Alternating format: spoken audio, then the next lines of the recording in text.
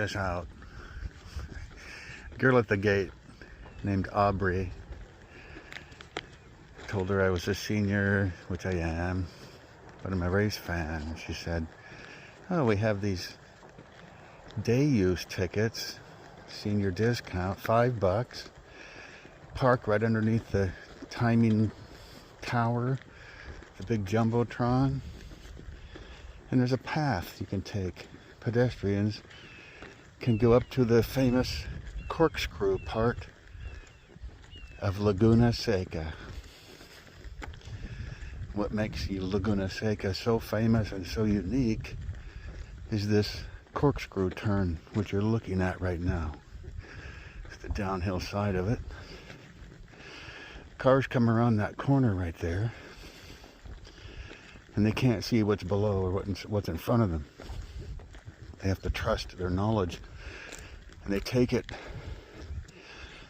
really fast, a corner that turns downhill. That's why I'm walking uphill right now.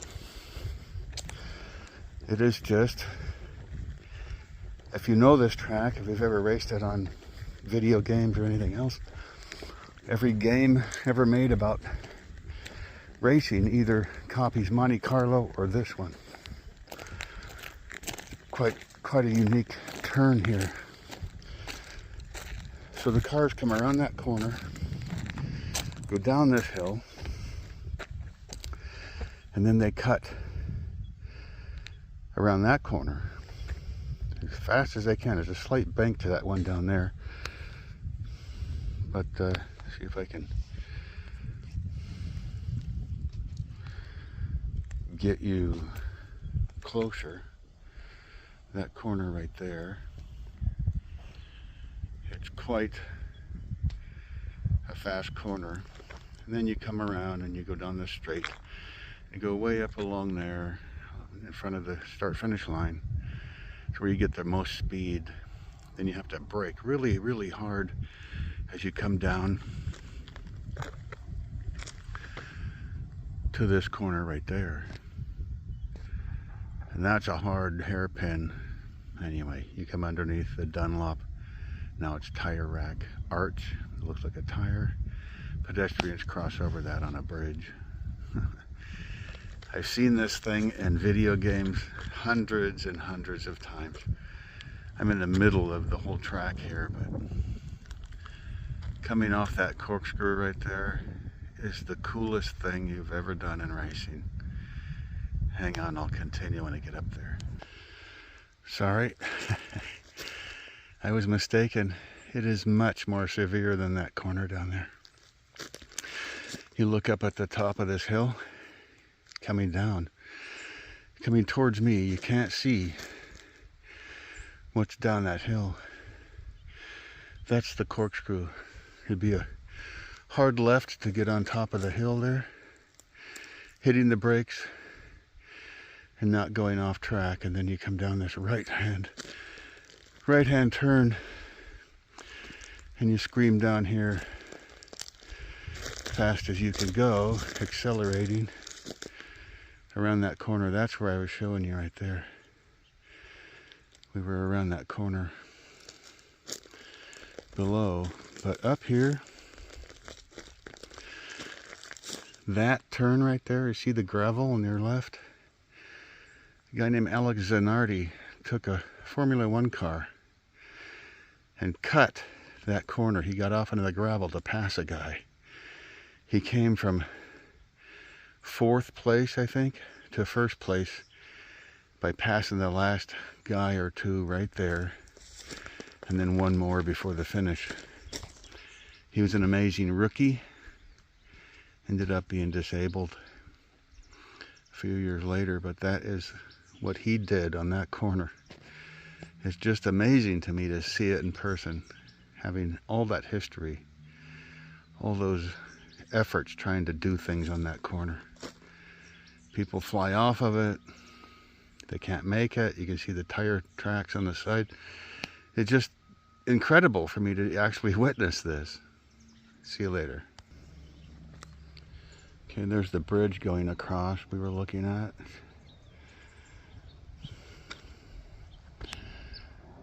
And there's the corkscrew. It's just so cool. See tire tracks on there. I think Alex Zanardi actually did that with a Formula One car. It's almost down. It's like an 8%, 10% grade or something. It's crazy. Okay.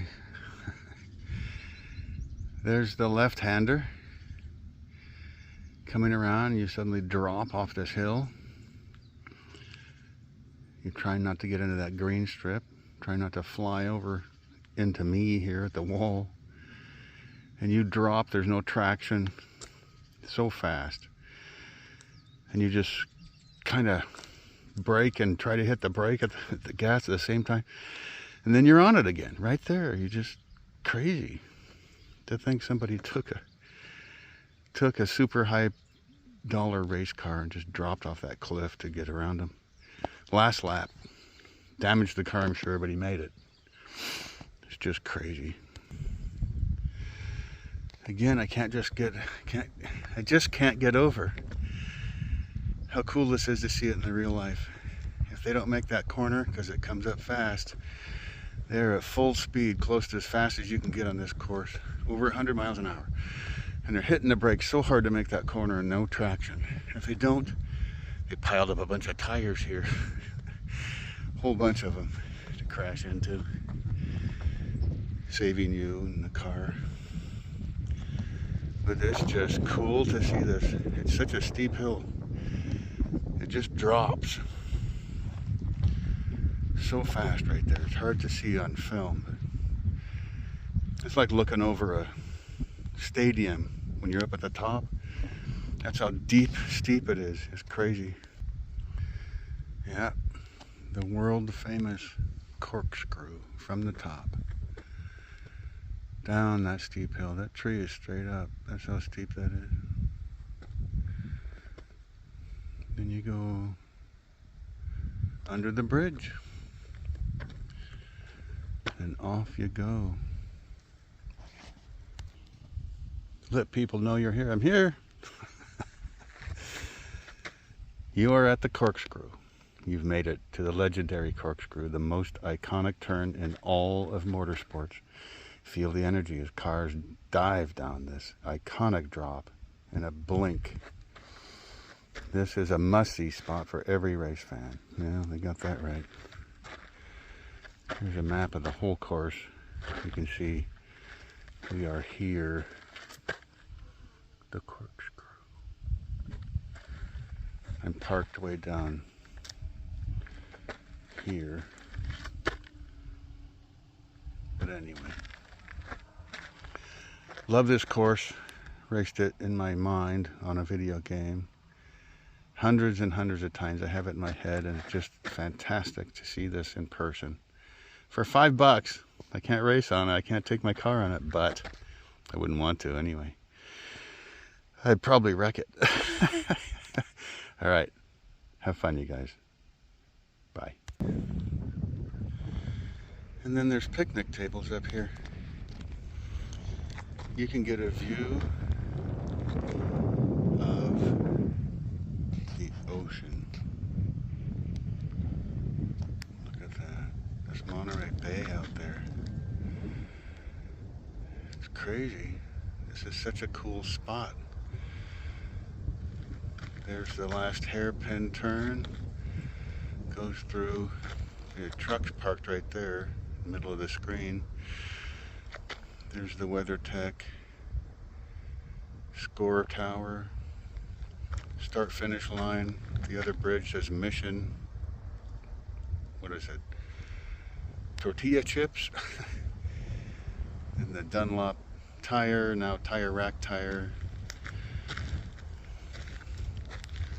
It's just amazing, the view from up here. You see that one hairpin there on the left side of the screen. That's the first hairpin. Come around there under the bridge, scream around. It's just so cool to see it. This is the patio where they have those picnic tables up here on top. You can donate all kinds of stuff. There's a bunch of businesses here, but The coolest things are these race fans. Great race fan. Fans since 1958. This race course, you can see my own screen here, is loved by all these people. Those are just ones that donated for this patio. And then there's the corkscrew. Right there. Coming down and around. What a view from here. Wouldn't it be something to see cars, hear them, watch them screeching their tires around these, trying to pass people. And then you can see the view of the valley out there, the mountains, the ocean. Some more of the race course. You can see who's ahead just before the finish line. And then blam, there's the score tower. It can tell you what happened. Cool spot.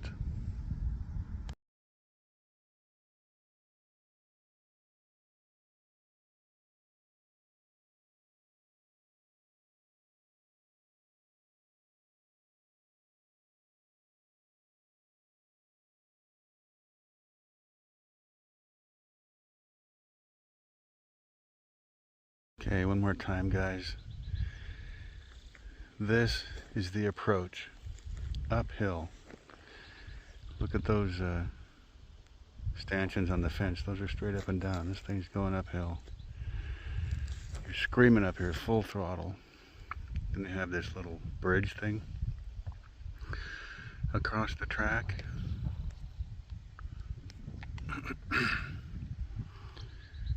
You get up there and what do you see? Just sky. You have to start hitting the brakes. See all the tires and tracks are just slamming the brakes on, screeching to a really slow speed to make that corner. Where you turn left and drop down that little cliff and then immediately turn right. It is scary, cool, challenging, hard, awesome. Yeah. Somebody looked at land like that. You can't hardly do anything with it. Hilly, few roads, a lot of erosion, trees, oak groves, and said, yeah, it's like a great racetrack. Who thought? Who invented this place? There's the racetrack, part of it. Down below that WeatherTech tower. Gopher holes down here. I gotta watch my step. There it is. One of the corners with the gravel runoff.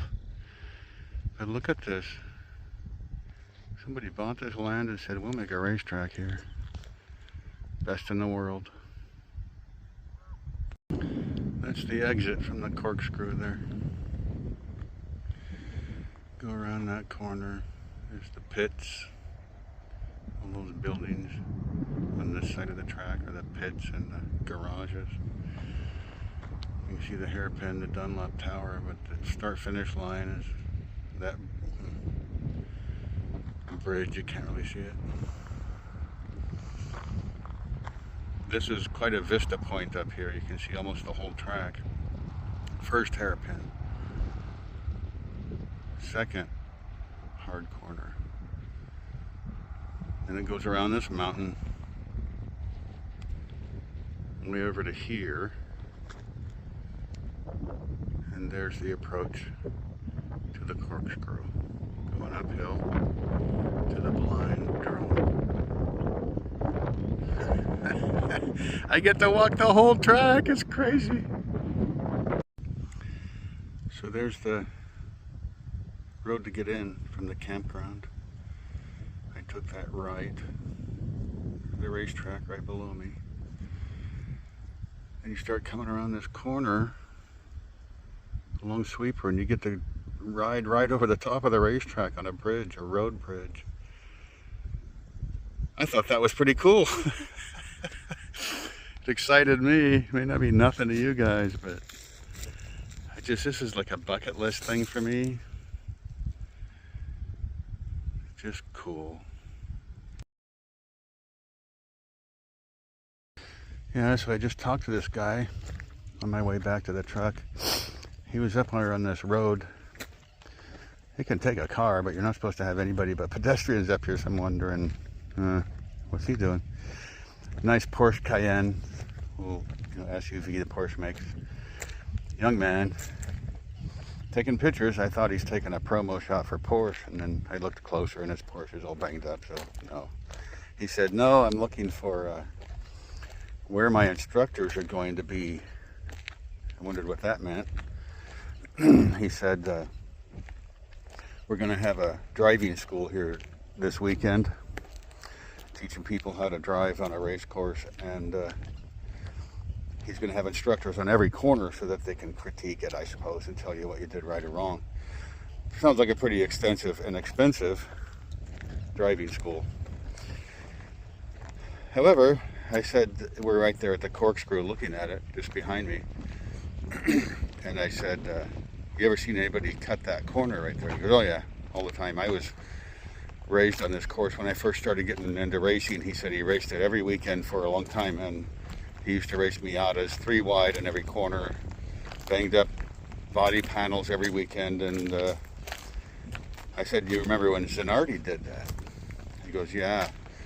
I'm surprised they let him get away with it in a Indy car. I was wrong. It was an Indy car, not a Formula One, but they're almost the same thing, you know. People would say, oh no, they're not, but to the average Joe like you and me, it's just a really fast car that has no fenders and wings and really high powered, low to the ground and made to do nothing but go fast and corner really, really fast, brake really, really fast.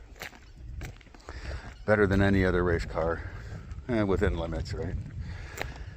So he says those guys cut those corners all the time, but he was the first, you know, on television, won the big famous race to do it. So I haven't known of any other to do it since, but nonetheless, it's quite a feat. Pretty cool. Talked to somebody who actually raced on this thing today. All right, I think that's it. My truck's up ahead here. I'm almost in and out. There's a campground here too. This time of the year, senior discounts like $51 a night, which is like $4 less than some whatever. It's just, I guess usually $75 a night. It's just crazy, the prices of nightly camping these days. That's for a full hookup, you know, but if you take a tent, it's a little less. 30, you know, it used to be 10, 5 for a tent, but I'm old. All right. It would be something to camp here if just for something to do every day, walk around the course and just absorb it, just look at it and see the corkscrew every day. That'd be so cool. Sound kind of dumb to you? And not to me. Brings back a lot of hours and hours of trying to get it right. Practice laps and competition laps. It's just crazy, and I've never ever raced an actual car. But it's pretty cool. It's like kind of like seeing elephants only in books, or egrets, or some weird lizard you've only seen in books and you thought they were pretty cool. Then you see a real armadillo. Oh my gosh, look at that. It's the same thing. It's a big deal for me. So thanks for listening. Hope it's not too boring to you, but I really, really enjoyed this bucket list off my list. All right, bye.